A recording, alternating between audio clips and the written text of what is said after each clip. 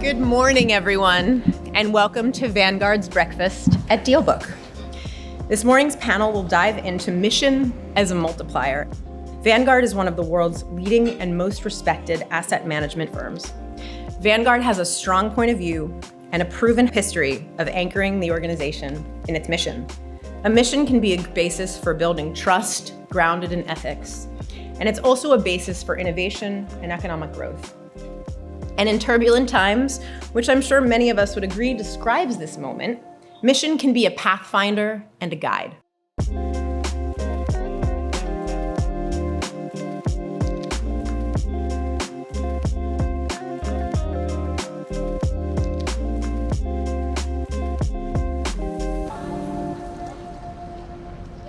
When I think about mission and purpose, it's almost like ethics statements. There's rhetoric and there's reality, and it's hard to execute on. Talk a little bit about Vanguard and how you see mission in the context of this conversation. Yeah, so for our organization, if you think about it, we were founded 50 years ago by Jack Bogle, and Vanguard is a mutual company. So it's a mutual fund company. It's owned by the Vanguard funds, which are owned by our investors. So there's no concern about other shareholders or private owners or anything like that. It's about really to take a stand for all investors, to treat them fairly and give them the best chance for investment success. And the reality is we come to work because we want to help people save for retirement. We want to help people buy their first house. We want to help people put their kids through college. And so for our folks, that's something very motivating and purpose-driven. And so when we come together as a team, we know how to prioritize because we're focused on our clients, but our crew just love the impact that they have on people's financial lives. And it's something that truly drives the culture of the firm. It's about doing good for people. Since you're new to Nike, I would love to hear your thoughts on mission. How do you think about making it something that is really true to the business core? Nike's mission today is to bring inspiration and innovation to every athlete around the world. Asterisks on athlete, because I'll put myself in this category. I don't see myself as an athlete. You're a runner. But if I have a body, I am an athlete. And every single day we've got a company thinking about new ways that you can put something on your body and make you better. And that's like, people can see that and they can believe in that. Simon, I want to go to you. What are you seeing in terms of maybe the disconnect between what you say and what you do when you're looking at companies and you're talking about the why? So here's the good news. When I started talking about this stuff 15 years ago or so, if you use the words purpose and work in the same sentence, that was like some hippy-dippy stuff. You couldn't do it. And now talking about purpose at work in serious environments, it's a perfectly normal conversation. So that's a good thing. And you made a comment which I found sort of interesting, which is when you were describing how great Vanguard is, you said, we don't have to bow to the pressures of internal or external investors, the private investors or the public investors, as if we all take it for granted, like, oh, that's a terrible thing, right?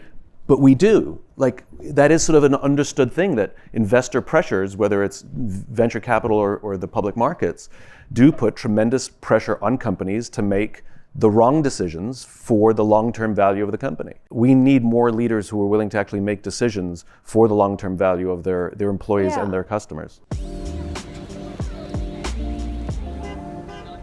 I want to talk a little bit about AI because I think it's an important question we all have to deal with. There's pressure to reduce costs. There's the opportunity to accelerate, innovation, and yet there's going to be disruptions, and it's not something that is easy to sort of be good for all people in this situation. Obviously, AI is the conversation at every conference, but to balance that off is also the conversation about humanity. And not just our jobs and the preservation of jobs and not just that, but what is it about our humanity and how does it show up at work? And so this conversation of purpose at work and mission at work, I think, is the more human side, which is what is it that connects people that want to come to work and give their best and brightest ideas on a daily basis. For us, we've always been in a place where every year we're trying to raise the bar to try to get better. And you want to make sure you're leveraging all the tools that are available to you. And it's not just to use the tools, it's because we want to provide better service and better outcomes to our clients. That's the humanity. It goes back to what Simon was saying. Like when you work at an organization that you believe very strongly about what the organization is doing and is doing something good for society, It's a very, very powerful formula for success. Talk a little bit about what this means to you and what's your own purpose and mission, because that evolves as well. Give me a sense as to what drives you and gets Greg Davis up in the morning. Yeah, I would say, look, I come from a military family, first generation college graduate, right? So I never expected to be in these types of conversations anywhere along the way. But one of the things that has really helped me over the years is people believed in me and they invested in me. And what I've always tried to do career-wise was to pay that forward.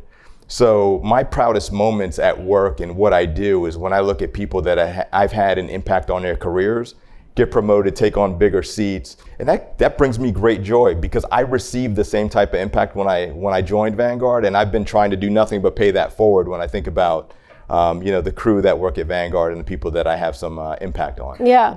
What motivates you? What's driving you now, and where do you think of mission at the intersection of your own leadership? It's a great question. I was thinking I didn't realize you were doing life reflections on Wednesday morning, but this is awesome. We'll move back to Washington. Do you guys have like 20 minutes? Can we just unpack this together?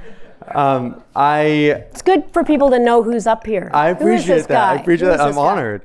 I think the honest answer is it changes. I mean, my head goes to my children, my head goes to my family. But when I think about what I do for work and why I'm privileged to do this job, I do believe that companies with scale have a great ability and a great responsibility to have positive outcomes in communities across the globe. I lived in rural Kenya, and when you have access to footwear there, it means you're able to go to school. When you're able to go to school in that environment, your chances of so much more go up significantly. So Nike definitely resonates with me in that pursuit. Simon, how are you? I almost want to put you not in a soothsayer role, but an advice role. When you think about both the two brands that we have up here represented and your advice to leaders right now as they're dealing with pressures on many different sides, where mission fits and how even executing on that mission may shift. Neither Greg nor Michael are talking about, how they wake up every single day to look at the spreadsheet of how the company's doing, and that's what gives them life. What you're listening to are stories of leadership. You're talking about the greatest fulfillment they get is being able to foster the success in the lives of other people in their care. And to talk about culture or purpose without talking about leadership is blind. Cultures don't happen by default. They happen by design, the good ones. And it is entirely driven by good leadership. Some final thoughts in terms of your own call to action here. When I get back to the mission, which is to provide inspiration and innovation to every athlete in the world, that means there's a lot more people that haven't had the experience that makes them want to go do something differently with their day. Yeah. But there's so much potential in executing that mission. And I think when we talk about the importance of mission, it's having one that is authentic enough, having actions that are authentic enough, where you can say it in beautiful places like this, and you can say it in the break room in your manufacturing facility. And I've carried that message with me for over a decade now, and I think about it a lot. So I imagine a world in which the vast majority of people wake up every single morning inspired. They feel safe wherever they are, and they end the day fulfilled by the work that they do. And I've committed myself that every product I make, every book I write, everything that I do will help advance closer and closer towards that ideal. And it is an ideal. I'll never get there, but I'll die trying, which is the point of mission. You'll never get there, but you'll die trying. And I think every single one of us has the opportunity to wake up every single day and be the leader we wish we had. Last word goes to you, Greg. Yeah, I would just say, again, it goes back to what we do every single day, trying to provide really strong and positive financial features for our clients. Again, whether or not it's saving for retirement, putting their kids through college, it has such a huge impact on society and people's well-being. It's one of the key things that people need is financial security, and we're very proud of being a key contributor to that for 50 million investors, and something that all of us at Vanguard are really proud about. Great, I love that. Thank you for the honor of speaking with you. Enjoy your day at DealBook. Thanks again.